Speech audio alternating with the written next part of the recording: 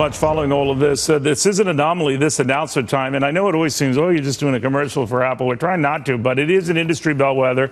It is an economic bellwether. A lot of people buy Apple stock as sort of like a mutual fund, a proxy on the economy in general, much as they used to with GE in the old glory days of General Electric under Jack Welch. It's not quite so simple, but suffice it to say that a lot of folks watch Apple, hope for a turnaround, even if they don't own it, because it could represent a turnaround in technology.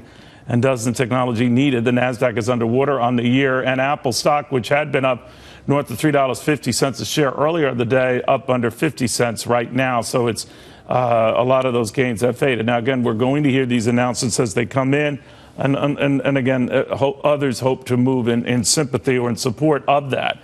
But you know the drill. This is the first time with an Apple announcement, both in the 5 days prior and the 30 days prior, the stock has fallen so precipitously as it has. Now, that's not all Apple's fault. I hasten to add, we had that China thing, we had a global sell-off thing, things that Apple cannot control. There's no app for avoiding that, by the way. But Apple got caught in the downdraft, and it is what it is, and the pressure's on, and we're there. And we figured that, you know, it was a free trip for you know, Jolene. She likes San Francisco. I say, hey, come on. No, kidding. All right, now we got tech experts here. Russ Frushtick. We've also got the author of Becoming Steve Jobs, Rick Tetzeli. All right, Rick, what are you expecting out of this? I mean, there's a lot of pressure. Apple's got to do something. What do you think? Well, the thing that I'm looking forward to most is some development on the Apple TV front. I think that's the weakest point in, you know, what Apple likes to describe as the Apple experience. But wouldn't they be late to that experience? There's Hulu, there's, you know, all these others that are doing this. They've been late to many things before and come through in a big way. But they don't have any content, we're told. You need content to make that thing go. Yeah, they can stream a lot of content from other people, and if you've tried to work some of these devices on your TV recently, there's clearly a ton of room for improvement. What do you think? Yeah, I completely agree. I'm really pumped about the Apple TV. Of all the announcements, it's probably the one thing. It's not a physical TV, right? No. It's the box. Right. It's so upgraded to be what? It's just a box. You plug it in like you would like a Roku or like an Xbox even. You just plug it into your TV. Well, what makes it better than the other one? Yeah, so the theory is that this is essentially going to be running iOS apps. You have this marketplace of thousands and thousands, tens, millions even of iOS apps that could then run on your TV. So you have games, you have all of the apps that you've paid for already. So it's kind of a good deal from a consumer perspective. The other, you know, the new phones and the new iPad, kind of cool from a techie perspective, but not the most useful products. Apple TV could be really handy. All right, then I wonder about the pressure on the iPhone success, and does it have to succeed? Aren't a lot of people still stuck in contracts? I know some of the companies are easing up on those, but even if they want to buy, they can't. That's true, but I think every time Apple's introduced a version of the iPhone, we've all been prepped for disappointment, and we've all been surprised at how well they've done afterwards. And I think it's going to be the same thing. Well, is there an iPhone 7 next year at this time?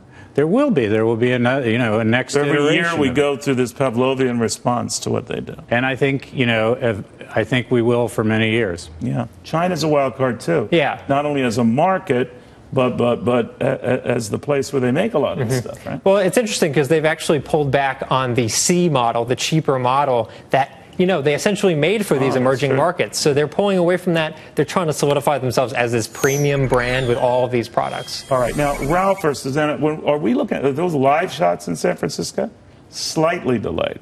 All right. Now, I know you guys know this far better than I, but normally right at the end, they say, oh, yeah, one more thing. Steve Jobs was famous for that. And that turned out to be the big announcement. That was the big announcement for the original iPhone. That was the big announcement for the original iPad. What is going to be the one more thing today, if there is such a remark?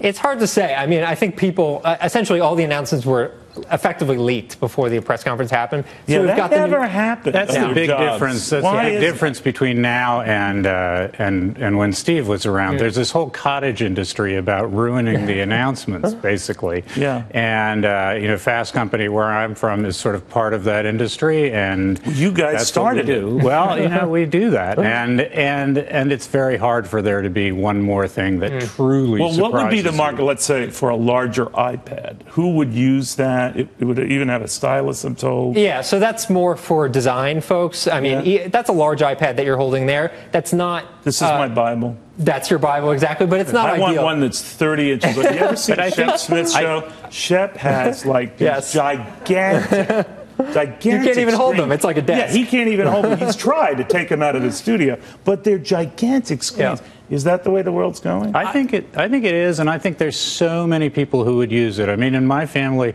my son and my wife would ditch their laptops if Apple comes out with an iPad Pro and a decent keyboard. That'll be it. And, you know, it's ironic because it's killing off what Steve Jobs himself started. Right. You know, the personal computer, his the own desktop, laptop sales. it's going away. Yeah. It's all about evolution. But imagine if you had a screen big enough to read a newspaper because it was the size of a newspaper. Sure. That seems really inconvenient. I have no idea. Exactly. We shall see. All right.